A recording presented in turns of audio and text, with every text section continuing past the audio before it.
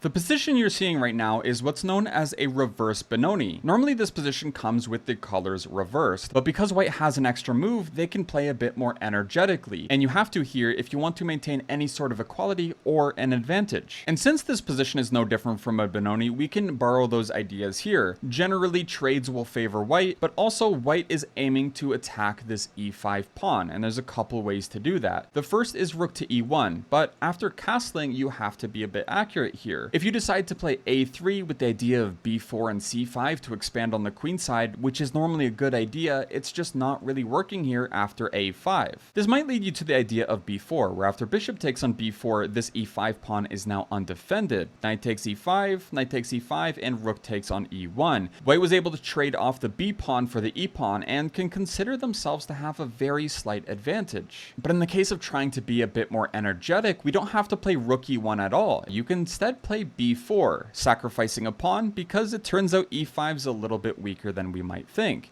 After bishop takes on b4, in for a penny, in for a pound, let's sacrifice more material with knight takes on e5. But this isn't really a sacrifice at all, because after knight takes on e5, there's queen to a4 check, and this bishop is attacked. So why don't we defend it? Well, now bishop takes on c6 with check. After black takes, now there's queen takes on b4, and funnily enough, because of this, white actually has a massive advantage and is winning the game. This leads us to understand that they can't take on b4 at all, so what they should do is castle, but after c5 it's clear that white has a pretty big advantage. Moves like knight to c4 and rook to e1 are coming, and there's not really going to be a problem for white to deal with anymore.